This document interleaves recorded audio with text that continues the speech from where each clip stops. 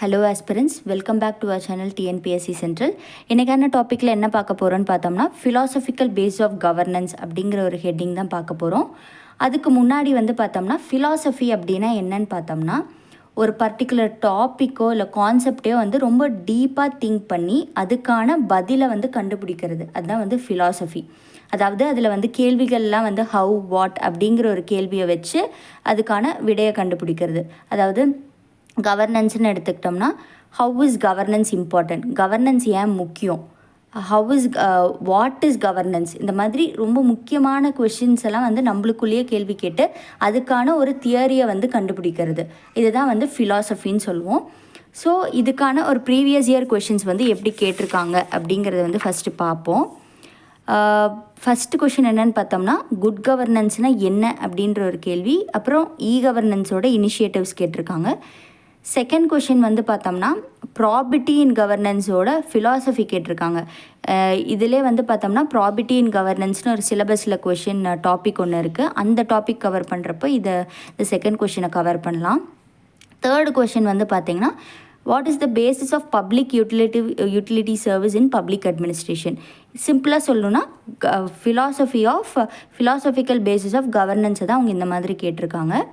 So first and third கொஷின்லேருந்து தெரியுது நம்ம கான்செப்ட்ஸில் என்னென்ன ஆங்கிளில் பார்க்கணுன்னு பார்த்தோம்னா, டெஃபினிஷன்ஸ் பார்க்கணும், அதாவது குட் கவர்னன்ஸ்னால் என்னென்னு பார்க்கணும், கவர்னன்ஸ்னால் என்னென்னு பார்க்கணும், அப்புறம் ஃபிலாசபிக்கல் பேசிஸ், அதாவது தியரியை கொஞ்சம் ரிலேட்டட் டு கவர்னன்ஸ் என்னென்ன தியரிஸ் இருக்குது அப்படிங்கிறத பார்க்கணும். ஸோ அதனால் ஃபஸ்ட்டு கான்செப்ட் கிளாரிட்டி வந்துடலாம்.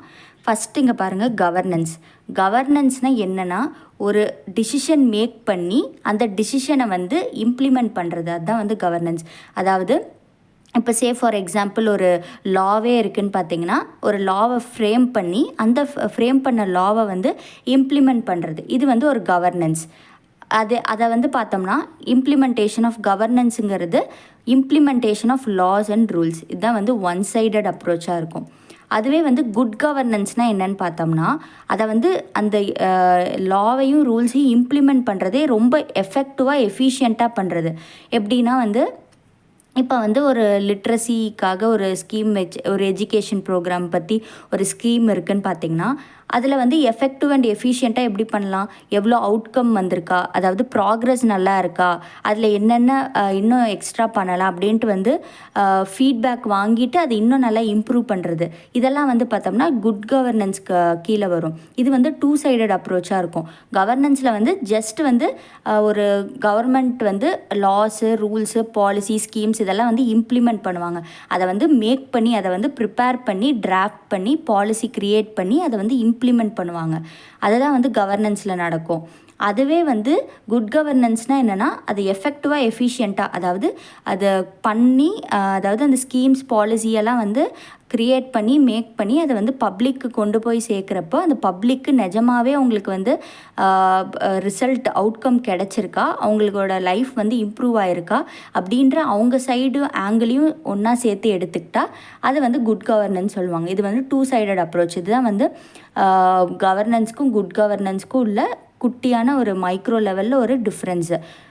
ஸோ இது இப்போ நீங்கள் இந்த கான்செப்ட் புரிஞ்சதுக்கப்புறம் இந்த ரெண்டு டெஃபினேஷன் பார்த்தீங்கன்னா இது உங்களுக்கே இந்த டெஃபினேஷன் புரிஞ்சிடும். இதில் பார்த்திங்கன்னா December 25 குட் கவர்னன்ஸ் டே. இது ஏன் December 25 அப்படிங்கிறத குட் கவர்னன்ஸ் டேன்னு ஃபிக்ஸ் பண்ணியிருக்காங்கங்கிறத நீங்கள் கமெண்ட் செக்ஷனில் ஆன்சர் பண்ணுங்கள். நெக்ஸ்ட் டாப்பிக்கில் ஸோ இதுதான் கான்செப்ட் கிளாரிட்டி. ஸோ இப்போ இந்த டாப்பிக்கில் என்னென்ன படிக்கணும் அப்படிங்கிறது பார்த்துடலாம். குட் கவர்னன்ஸ் பற்றி படிக்கணும், கவர்னன்ஸ் பற்றி படிக்கணும், அப்புறம் ஃபிலாசபிக்கல் பேசிஸில் என்னென்ன கவர் பண்ணணுன்னு பார்த்தீங்கன்னா, social contract theory, Rawls theory of justice படிக்கணும், யூட்டிலிட்டேரியனிசம், அப்புறம் பிரின்சிபல் ஏஜென்ட் தியரி, அப்புறம் கௌட்டில்யா ஆன் கவர்னன்ஸ், அப்புறம் கௌட்டில்யாவோட கவர்னன்ஸ் தியரி என்னன்னு பார்க்கணும், அப்புறம் ராமாயண மகாபாரதாவில் என்ன சொல்லியிருக்காங்க. இதெல்லாம் பார்க்குறதுக்கு தான் பெருசாக இருக்கும். பட் ஒரு இப்போ சோஷியல் கான்ட்ராக்ட் தியரினா அதை பற்றி ஒரு 4 பாயிண்ட்டு, அப்புறம் தியரி ஆஃப் ஜஸ்டிஸில் எடுத்திங்கன்னா அதில் 4 பாயிண்ட், 4 பாயிண்ட் மட்டும் எடுத்து வச்சுக்கிட்டு படிங்க. ஸோ இதுவே ஃபிலாசபியில் உங்களுக்கு கவர் பண்ணுறதுக்கு போதுமானதாக இருக்கும். ஸோ நெக்ஸ்ட் வீடியோவில் வந்து ப்ராபர்ட்டி அண்ட் கவர்னன்ஸ் பற்றி நம்ம பார்க்கலாம். இந்த டாபிக் உங்களுக்கு புரிஞ்சிருக்கும்னு நினைக்கிறேன். புரியலனா வந்து வேறு ஏதாவது கான்செப்ட் கிளாரிட்டின்னு பெட்டராக வேணும்னு நினச்சிங்கன்னா கமெண்ட் செக்ஷனில் கமெண்ட் பண்ணுங்கள். நம்ம சேனல் பிடிச்சிருந்தால் லைக் பண்ணுங்கள், ஷேர் பண்ணுங்கள், சப்ஸ்கிரைப் பண்ணுங்கள். தேங்க்யூ.